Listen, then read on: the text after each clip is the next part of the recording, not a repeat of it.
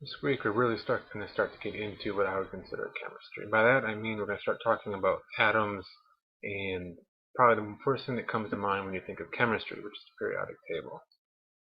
So what is an atom? Atoms, believe it or not, even though we think of them as being the smallest particle of an element, atoms actually do have smaller parts. We say that they're made up of subatomic particles.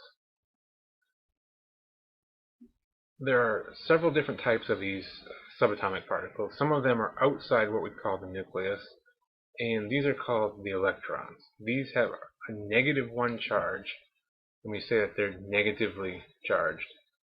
Inside the nucleus, which is the center of the atom here, where the electrons are outside of the nucleus, there are two different subatomic particles. First, there are protons. Protons have a +1 charge. They're positively charged. And then there are neutrons. Neutrons are uncharged. They have no charge.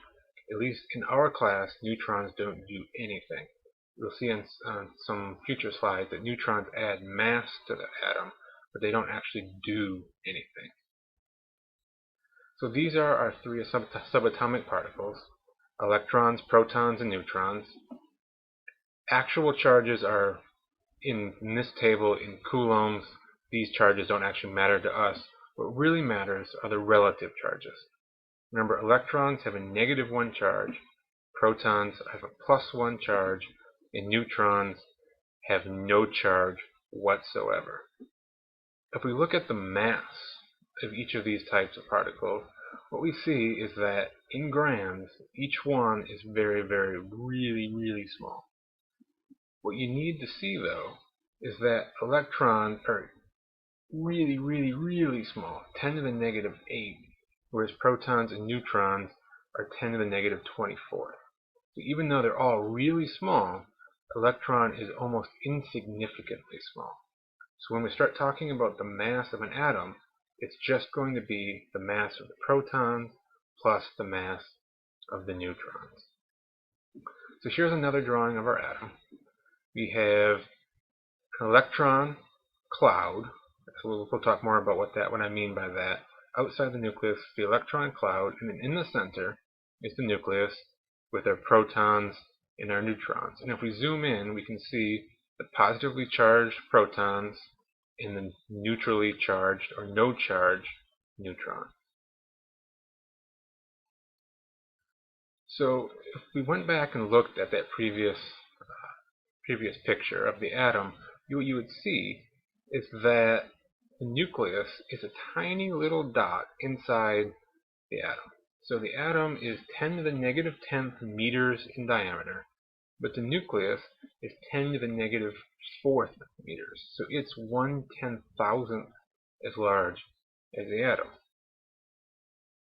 So even though the nucleus is really small, because all of the mass of the atom comes from the protons and the neutrons, not from the electrons, that 1/10,000th size nucleus actually makes up 99.9% of the mass of the atom. If we look at that space, a penny contains 10 to the 23rd atoms. That's a lot of atoms, but the penny is almost completely empty space. Why is that? That's because most of that space is the electron cloud. Really, the only thing that's not empty space is the nucleus, but there's very little nucleus in each atom. We talk about atomic numbers when we start examining different elements. Each atom of a different element has a different atomic number, and what that atomic number tells us is the number of protons that are in its nucleus. Every atom of any element is going to have the same number of protons. All hydrogen atoms are going to have 1 proton. All gold atoms are going to have 79 protons. If you look at the periodic table, the number for each element tells you exactly how many protons it has.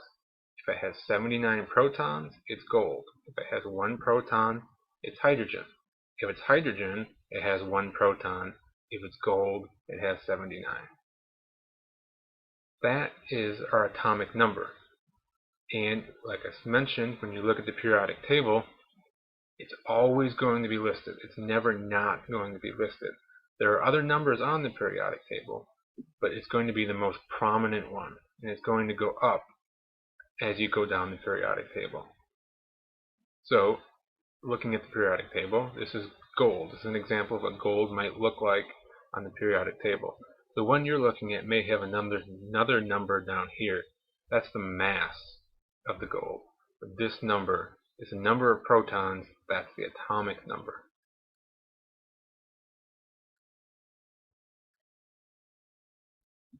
We talk about atoms also having a mass number. Now, the mass number is the mass of the atom. And we said that the mass of the atom is determined by how many protons and neutrons there are. So the mass number is simply just the number of protons plus the number of neutrons, completely ignoring how many electrons there are. That is pretty much going to be the number below the element symbol on the periodic table, the mass of the atom. Remember, it's protons plus neutrons is going to be your mass number. So, if you want to find out the number of neutrons in an atom, and you know what element it is, you can take the mass number minus the number of protons. Remember, that's the atomic number. So take the mass number minus the atomic number is going to give you the number of neutrons. So if I said that every atom of a given element has the same number of protons, what happens if the number of neutrons changes? When the number of neutrons changes, that gives us what we call isotopes. An isotope is an atom that has a specific number of neutrons. A lot of different elements, the one we'll look at here is hydrogen, but a lot of different elements have different isotopes.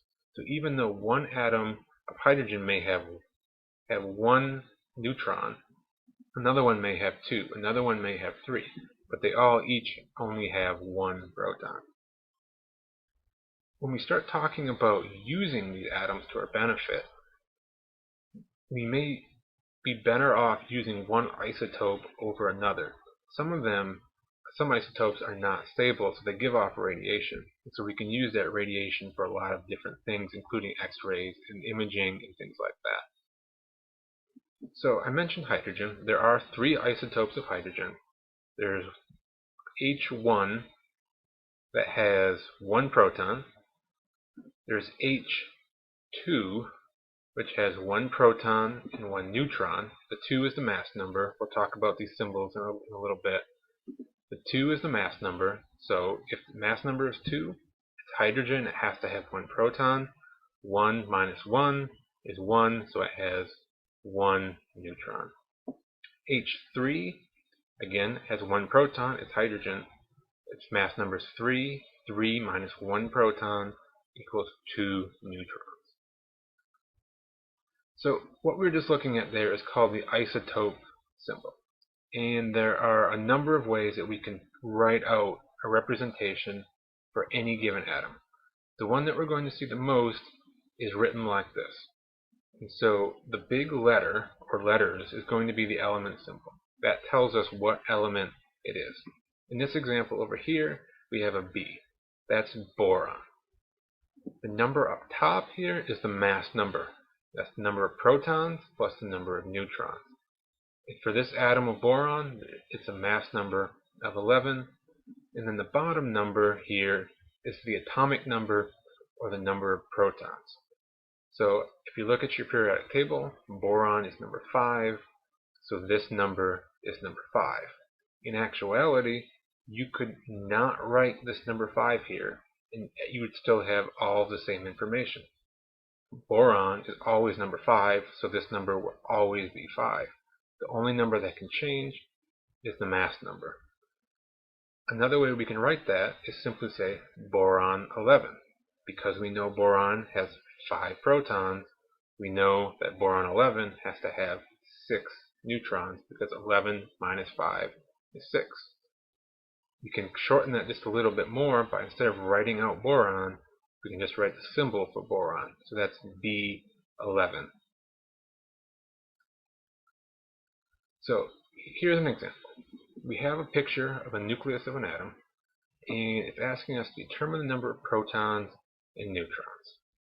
So for this, we don't know what element it is, so we actually have to count the number of protons. So we're just going to count 1, 2, 3, 4, 5 protons, so we immediately know that it is our boron. So identify the atomic number. Atomic number is however many protons there are, and the element is boron. So we can also count the number of neutrons. There's simply 1, 2, 3, 4, 5, 6. So the mass number is 5 plus 6 is 11. So how can we write that out? Like we saw on our last slide, we can either put a B for boron, and then an 11 and a 5. We can write out boron, and then a dash and 11, or a B and an 11. So here are some more examples, going the other way around. How many protons and neutrons are in each of the following? So we'll look at this one. This is chlorine. So the first thing we can do is we can look at this number because it's given to us. This tells us that there are 17 protons. So the number of neutrons is going to be the mass number, 35 minus 17. Okay, so you go 35 minus 17 is 18. So there are 18 neutrons. Carbon, 11. Yeah, carbon, if we look at our periodic table, get out your periodic table and look at it, carbon is number 6. If carbon is number 6, that means there are 6 protons. The mass number is 11. 11 minus 6 is 5. So it has this atom of carbon has 5 neutrons. So try gold as an example on your own. Notice that we're not given this number here. Think about how you can figure out what that number is. That will tell you how many protons there are. Then you take the mass number, subtract that number.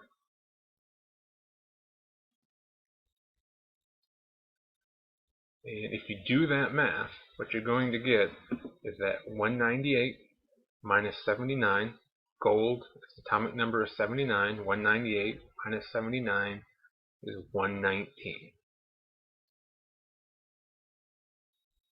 So do yourself a favor, try writing out the isotope symbols for these.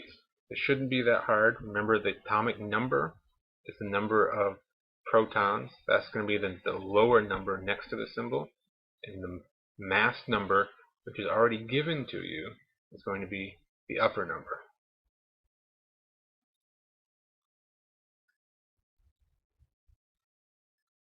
Here's some, they look like more complicated examples, but in reality they're not.